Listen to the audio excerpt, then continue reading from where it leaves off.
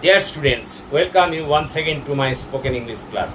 দেখো আমরা 30 days যে ক্র্যাশ কোর্স স্পোকেন ইংলিশে শুরু করেছিলাম, আজকে তার 13তম দিন। আজকে আমরা খুব গুরুত্বপূর্ণ জিনিস নিয়ে আলোচনা করব। আজকেই থেকে আমরা টেন্স শুরু করছি।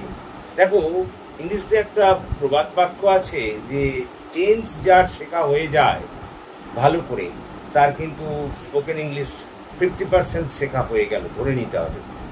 এখন সেই কারণে টেন্সটা খুব ভালো করে বুঝতে হবে। তোমরা যে এর আগে টেন্স শেখোনি তা আমি বলছি না, কিন্তু স্পোকেন ইংলিশের মতো করে আজকে আমরা টেন্স শিখব। অর্থাৎ যে স্পোকেন ইংলিশে যেভাবে সেটাকে আমাদের ব্যবহার করা যায় সেটাকে আমরা দেখব। দেখো, তোমরা জানো সাধারণত টেন্স 3 ধরনের হতে পারে। ক্রিয়ার কালকেই টেন্স বলে, ক্রিয়া যে সময় অনুষ্ঠিত হয় সেই ক্রিয়ার কালকেই টেন্স বলে। টেন্স সাধারণত 3 ধরনের হতে পারে, যথা প্রেজেন্ট টেন্স বর্তমানকাল, পাস্ট টেন্স অতীতকাল, আর ফিউচার টেন্স হচ্ছে ভবিষ্যৎকাল। এখন এই প্রত্যেকটা টেন্সের আবার 4টে ভাগ আছে, তোমরা জানো। যেমন present indefinite, present continuous, present perfect continuous. ওই একই রকম পাস্টেরও আছে। তো past indefinite, past continuous, past perfect continuous. ফিউচারেরও তাই, future indefinite, future continuous, future perfect continuous. তো আজকে আমরা প্রেজেন্ট ইনডেফিনাইট, যাকে সিম্পল প্রেজেন্ট টেন্স বলে অভিহিত করা হয়, আজকে আমরা সেই সিম্পল প্রেজেন্ট বা প্রেজেন্ট ইনডিফিনিট টেন্স নিয়ে আলোচনা করব। দেখো, প্রেজেন্ট ইনডিফিনিট টেন্স কাকে বলে তার একটা গালভরা সংজ্ঞা আছে। বর্তমানে কোনো কাজ যখন অনুষ্ঠিত হয় তাকেই আমরা বলি প্রেজেন্ট ইনডিফিনিট টেন্স। কিন্তু আমাদের ওটা নিয়ে বিশেষ মাথা ব্যথা নয়। আমরা তো বাংলা থেকে ইংরেজিতে যাচ্ছি, সুতরাং আমাদের চিনতে হবে কোনটা প্রেজেন্ট টেন্স। আজকে সহজ পদ্ধতিটা বলে নিই, ভালো করে শোনো। প্রথমেই যে বাংলা বাক্যের শেষে তাকাবে। যদি বাংলা বাক্যের শেষে দেখো করা, হওয়া, খাওয়া, যাওয়া ইত্যাদি মতো ক্রিয়াপদগুলো আছে। যেমন করো, সে গান করে যোগ আছে, লক্ষ্য করো। সে ভাত খায়, আমি ফুটবল খেলি। দেখো, ওইগুলো সবই কিন্তু বর্তমান কালে ঘটছে এবং সবগুলোরই পিছনে দেখো ওই করা, হওয়া, খাওয়া, যাওয়া, নাচা, গাওয়া ইত্যাদি আছে।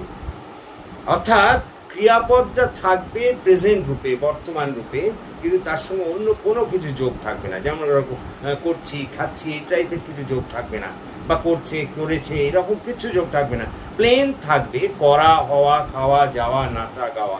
যেমন মনে করো, আমি প্রত্যহ বাজারে যাই, লক্ষ্য করো, যাই। সে আমাদের বাড়িতে প্রত্যহ আসে, লক্ষ্য করো, আসে। এরকম যায়, আসে, খায় ইত্যাদি, ঘুমায় ইত্যাদি যদিও জাতীয় মানে থাকে, তাহলেই আমরা বুঝবো সেটা প্রেজেন্ট ইনডিফিনিট টেন্স। আবার বলি, যদি বাংলা বাক্যের শেষে দেখো করা, হওয়া, খাওয়া, যাওয়া ইত্যাদি বোঝায়, তাহলেই বুঝবো সেটা প্রেজেন্ট ইনডিফিনিট টেন্স। এখন প্রশ্ন হলো, গঠন করব কি করে? দেখো, প্রথমেই নিয়ম হলো যে কর্তা বসাতে হবে। সাবজেক্ট তো যেন বসাতেই হবে।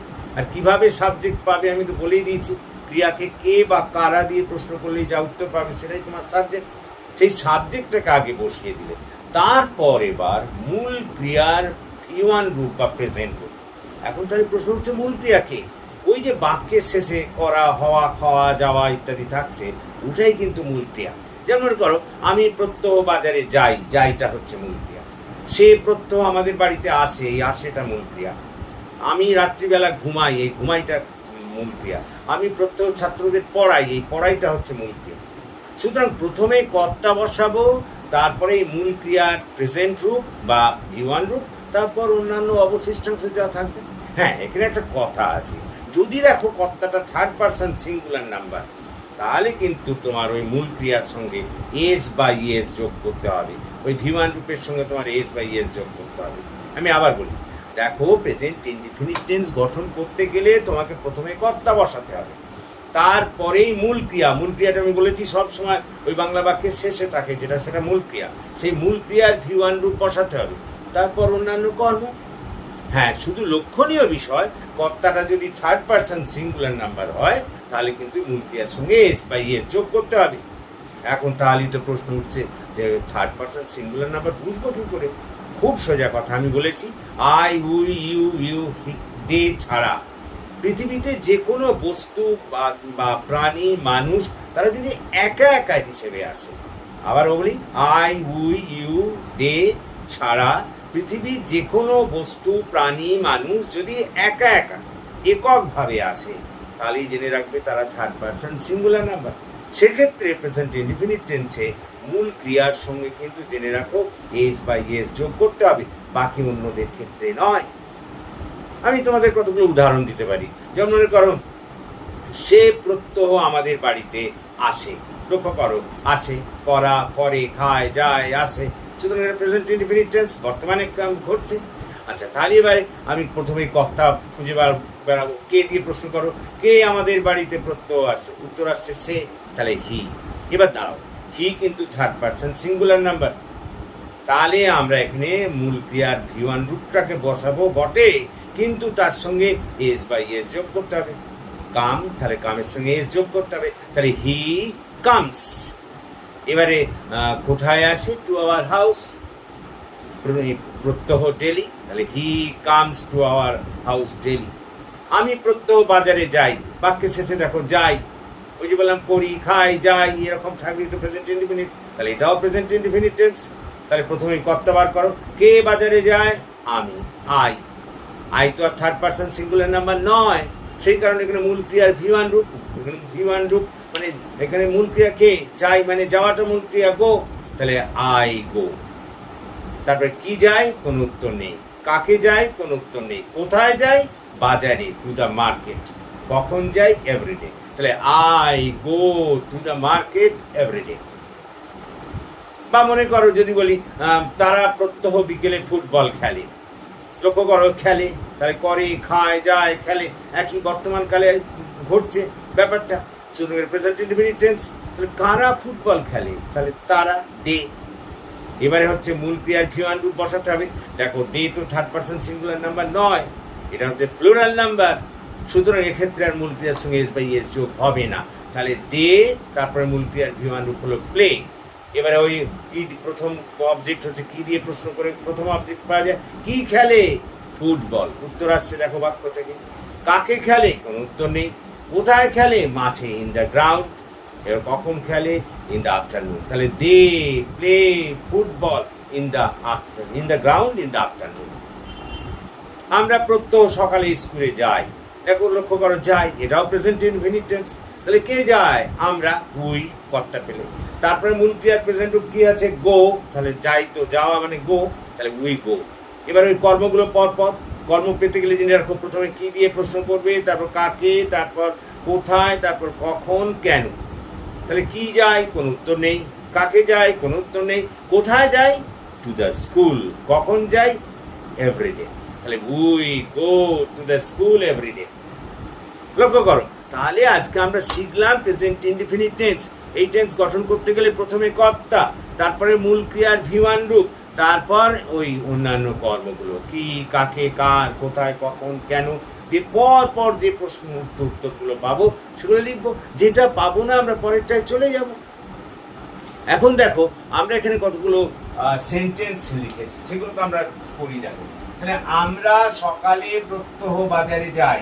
লক্ষ্য করো, যাই প্রেজেন্ট ইনডিফিনিট টেন্সে আছে। তাহলে কে বাজারে যায়? তাহলে আমরা, উই হলো। তারপরে মূল ক্রিয়া কে? যাওয়া, গো, তাহলে উই গো। এবার কি যায়? কোনো উত্তর নেই। কাকে যায়? কোনো উত্তর নেই। কোথায় যায়? বাজারে, তাহলে we go to the market. লক্ষ্য করো, তারপর মার্কেট, তারপরে কি আসছে? কখন যায়? প্রত্যহ সকালে, তাহলে ইন দা মর্নিং ডেলি। লক্ষ্য করো, তাহলে ইন দা মর্নিং ডেলি। পরেরটা লক্ষ্য করো, নন্দিতা সন্ধ্যেবেলা রবীন্দ্রসঙ্গীত গায়। পরে, খায়, গায়, এই আবার প্রেজেন্ট ইনডিফিনিট টেন্স। তাহলে কে গায়? উত্তর আসছে দেখো, কর্তা পেয়ে গেলে নন্দিতা। এবার দেখো, গাওয়া ইংরেজি কি? সিং, কিন্তু দাঁড়াও, নন্দিতা তো থার্ড পারসন সিঙ্গুলার নাম্বার, তাহলে সিং লিখলে তো হবে না, তাহলে সিংস, নন্দিতা সিংস। তাহলে হলো নন্দিতা সিংস। এবারে কি দিয়ে প্রথম কর্ম পাওয়া যায়? কি গায়? দেখো, উত্তর আসছে রবীন্দ্রসঙ্গীত। লক্ষ্য করো, রবীন্দ্রসঙ্গীত, রবীন্দ্রসঙ্গীত। আচ্ছা, এবার কি গায়? রবীন্দ্রসঙ্গীত। কোথায় গায়? দেখো, কোনো উত্তর নেই। কখন গায়? সন্ধ্যেবেলা, ইন দ্য ইভিনিং। তাহলে হলো ইন দ্য ইভিনিং। লক্ষ্য করো, নেক্সট আসছে দেখো, তারা বিকেলে মাঠে ফুটবল খেলে। আবার দেখো ওই প্রেজেন্ট ইনডিফিনিট টেন্স বুঝবে কি করে? খেলে, করে, খায়, যায়, খেলে। প্রেজেন্ট ইনডিফিনিট টেন্স চেনার নিয়মিত এটাই, ক্রিয়া থাকবে কিন্তু ক্রিয়ার সঙ্গে কোনো কিছু তেছি, তেছো, ইয়াছি, ইয়াছো ওসব কিচ্ছু যোগ থাকবে না, শুধু প্লেন ক্রিয়াটা থাকবে। তাহলে দেখো এখানে তাই আছে। তাহলে তারা বিকেলে মাঠে ফুটবল খেলে, তাহলে কে দিয়ে প্রশ্ন করো কে খেলে বা কারা খেলে? তারা, উত্তর আসছে দে। তারপরে দেখো মূল ক্রিয়া কি? খেলা, তাহলে দে প্লে। তারপরে দেখো কি খেলে? ফুটবল, উত্তর আসছে এখান থেকে, মানে তোমাকে যে বাক্যটা দেওয়া হয়েছে সেখান থেকে উত্তর আসছে, তাহলে দে প্লে ফুটবল। এবার কোথায় খেলে? ইন দ্য গ্রাউন্ড, মাঠে। লক্ষ্য করো কখন খেলে?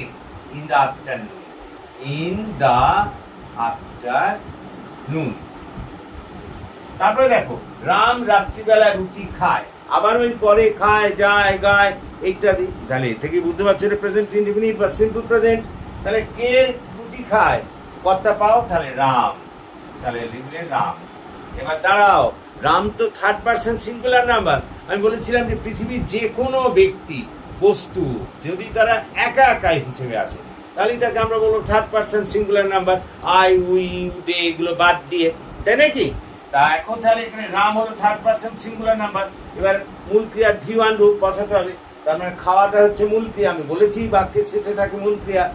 তাহলে খাওয়া ইংরেজি ইট, আর ইটের সঙ্গে তাহলে দেখো এখানে এস যোগ হবে, কারণ রাম তো থার্ড পারসন সিঙ্গুলার নাম্বার, শুনলে অলরেডি। তাহলে রাম ইটস। এবার কি খায়? দেখো রুটি, তাহলে ব্রেড, তাই তো। তারপরে কাকে খায়? নেই। কোথায় খায়? নেই। তারপরে কখন খায়? রাত্রিবেলা। Ram it's bread at night. তাহলে দেখো আজকে আমরা প্রেজেন্ট ইনডিফিনিট টেন্স করলাম। প্রেজেন্ট ইনডিফিনিট টেন্স বলতে গিয়ে বলেছি যে যদি দেখো বাংলা বাক্যের শেষে ওই ক্রিয়াপদটুকু আছে শুধু, তার সঙ্গে অন্য কোনো কিছু যোগ নেই, শুধু মূল ক্রিয়াপদটি থাকবে বাংলা বাক্যের শেষে, তাহলেই বুঝে নেবে তোমরা সেখানে যে হচ্ছে প্রেজেন্ট ইনডিফিনিট টেন্স। করা, হওয়া, খাওয়া, যাওয়া, নাচা, গাওয়া এরকম যদি বাংলা বাক্যের শেষে থাকে তাহলেই প্রেজেন্ট ইনডিফিনিট বা সিম্পল প্রেজেন্ট। গঠন করবে কি করে? প্রথমে কর্তা, তারপর মূল ক্রিয়ার V1 রূপ। মূল ক্রিয়া সবসময় জেনে রাখবে বাক্যের শেষে যিনি থাকেন সে হলো মূল ক্রিয়া। যেমন রাম রুটি খায়, খায়টা এখানে মূল ক্রিয়া। যদু বাড়ি যায়, যায়টা এখানে মূল ক্রিয়া। তার V1 রূপ লিখবে, তারপর অন্যান্য কর্ম। অন্যান্য কর্ম কি করে পাবে আমি বলেছি, প্রথমে কি দিয়ে প্রশ্ন করে যে উত্তর পাবে তাকে লিখবে, তারপর কাকে, তারপর কার, তারপর কোথায়, তারপর কখন, তারপর কেন, দিয়ে পর পর উত্তরগুলো যা পাবে কর্মের সেগুলো লিখবে। হ্যাঁ, একই বাক্যে সব কর্ম থাকবে এমন কোনো কথা নেই, যেটা পাবে না তার পরেরটাই চলে যাবে। আর একটা বললাম যে যদি দেখো যে কর্তা থার্ড পারসন সিঙ্গুলার নাম্বার হয় তাহলে কিন্তু মূল ক্রিয়ার সঙ্গে এস বাই এস যোগ করবে। সুতরাং that's all for this day. আশা করি তোমরা বুঝতে পেরেছো। তোমরা এটাকে স্ক্রিনশট দিয়ে নিতে পারো, you can take it if you think so. আর সবচেয়ে বড় কথা এগুলোকে কিন্তু প্র্যাকটিস করতে হবে, নাহলে কিন্তু স্পোকেন ইংলিশ হবে না। সুতরাং আজকে আমরা প্রেজেন্ট ইনডিফিনিট বা সিম্পল প্রেজেন্ট করলাম। যদি তোমাদের এই ক্লাস ভালো লাগে তাহলে তোমরা তোমাদের বন্ধুদের এই ক্লাসে জয়েন করতে বলো, এবং শুধু তাই নয়, তোমরা আমার এই ক্লাসকে আরও সার্থক করে তোলো এবং আমার এই চ্যানেলটিকে সাবস্ক্রাইব করো। So that's all for this day.